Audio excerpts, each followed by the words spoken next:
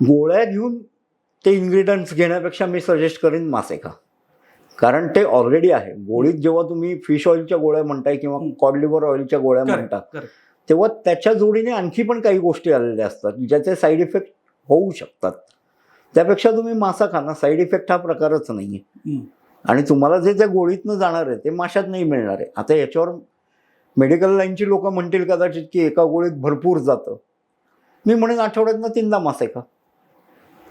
So गाईडलाईनच्या हिशोबाने बघायला गेलं तर तुम्ही म्हणता की एक मासा खाणं उत्तम. 2दा तरी आठवड्यातनं साधारण कन्झ्युम केला पाहिजे. म्हणजे टिपिकली लोक चिकन मटन हे तर खातातच, पण फिशचेही तेवढेच चव म्हणून तुम्हाला खायचंय तर तुम्ही कधीही खा. पण तुम्ही जर न्यूट्रिशन म्हणून बघताय तर आठवड्यातनं 2दा त्या गोष्टी जायला पाहिजेत तुमच्या पोटात.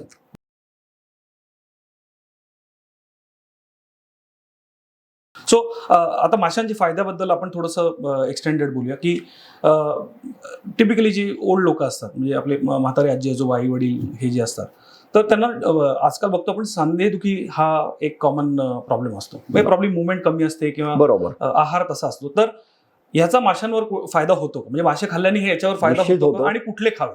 निश्चित होतो. सांधेदुखी करता तुम्हाला जर बघायचं आहे तर प्रोटीन आणि कॅल्शियम या गोष्टी तुमच्या सांध्यापर्यंत पोहोचल्या पाहिजेत व्यवस्थित.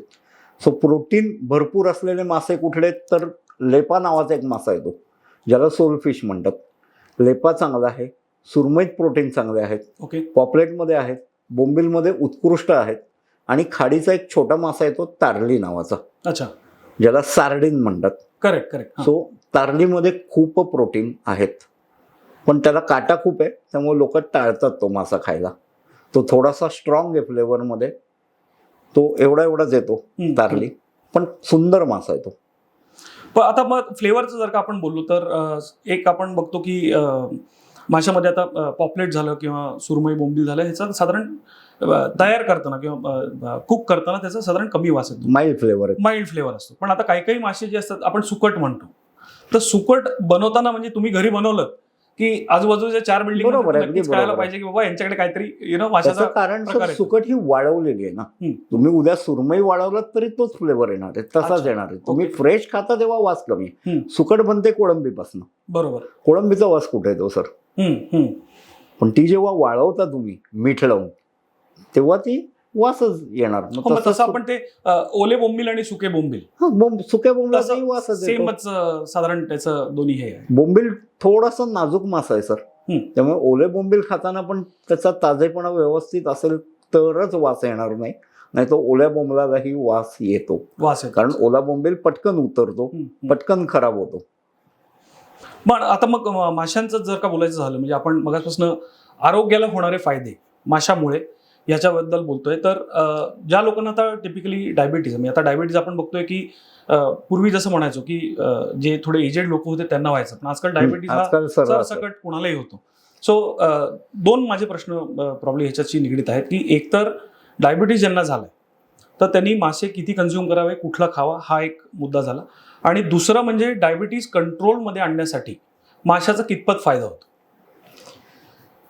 पहिला प्रश्न जो आहे, डायबिटीसला मासे कुठले चालतात, तर रावस चांगला आहे. ओके. सुरमई चांगली आहे डायबिटीस करता.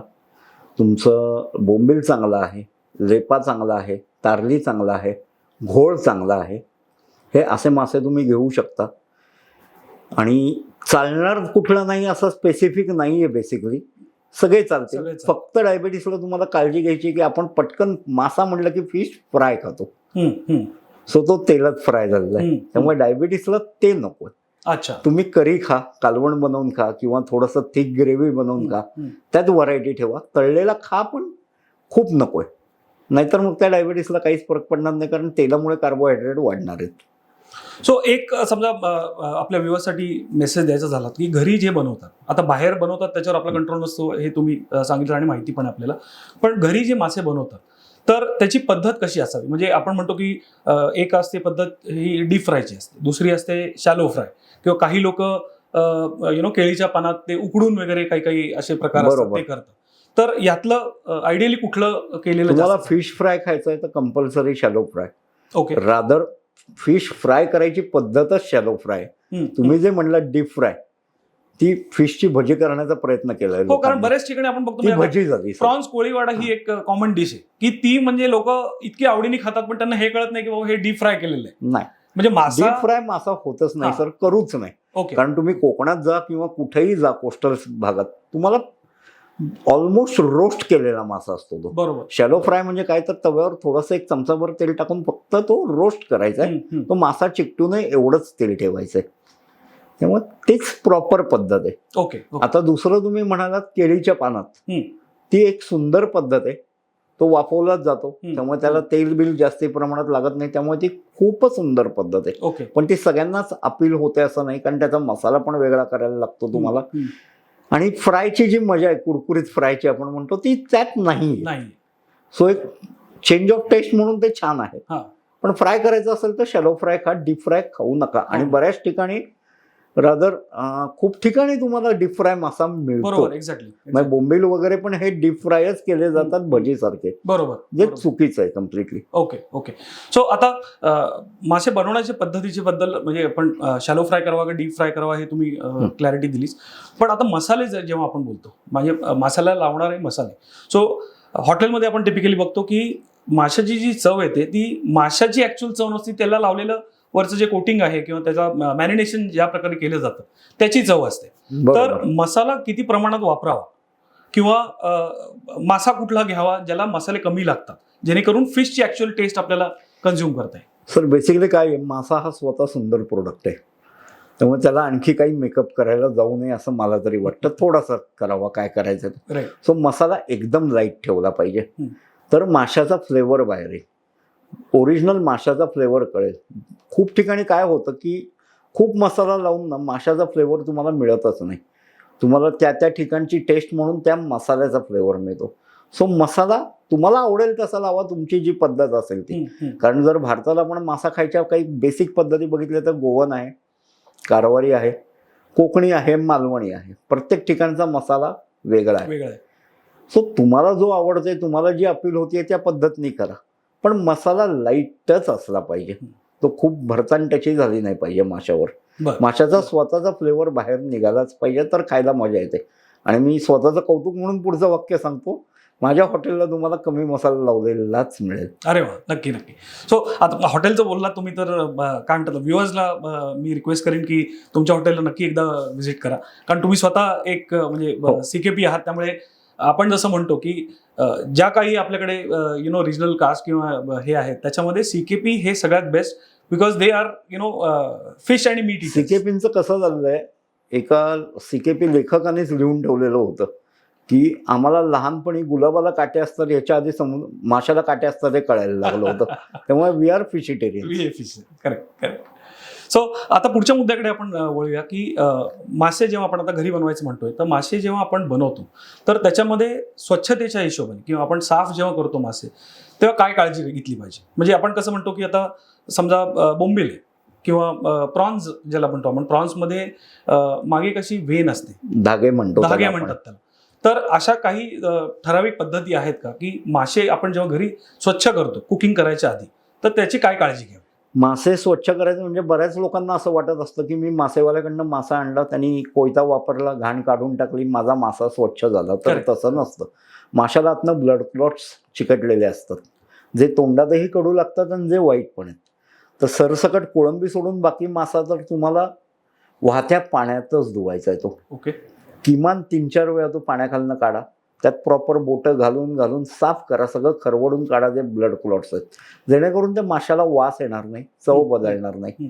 बांगड्यासारखा मासा असतो, आपण वरनं कट देतो त्याला, खालनं पोटाखंडनं फाडतो, तेव्हा त्यात बोट घालून तो साफ झालं पाहिजे सगळं. आता कोळंबीचा प्रश्न, तर कोळंबीला बॅक साईडला, काही काही कोळंब्यांना फ्रंट साईडला पण धागा असू शकतो. अच्छा. कोळंबी दोन्ही साईडनी चेक झालेली उत्तम. ओके.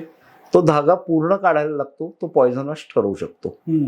आता पावसाळ्यात रिव्हर वॉटरचा एक आंबळी नावाचा मासा आहे, तो वाळूत खाली उपपोहत असतो बराच. अच्छा. आंबळ्यांना खूप वाळू चिकटलेली असते, त्यामुळे सो आंबळ्या तर 6-7 पाण्यात धुवायला लागतात ती वाळू निघायला. त्यानंतर आतमध्ये त्याच्या पित्ताची पिशवी असते, ती फोडायला लागते तुम्हाला, नाहीतर तुम्हाला पित्ताचा त्रास होतो, पॉयझनस पण आहे ती. सो प्रत्येक माशाची साफ करण्याची वेगळी पद्धत आहे. त्या माशाची ती माहिती असली पाहिजे तुम्हाला. तुम्ही याच पद्धतीने आंबळी साफ करायला गेलं तर पित्ताची पिशवी तशीच राहील किंवा कोळंबीला तुम्हाला काहीच दिसणार नाही. तो धागा त्याचा आतमध्ये आहे. बरोबर तो तुम्हाला काढायची माहिती पाहिजे. हम्म.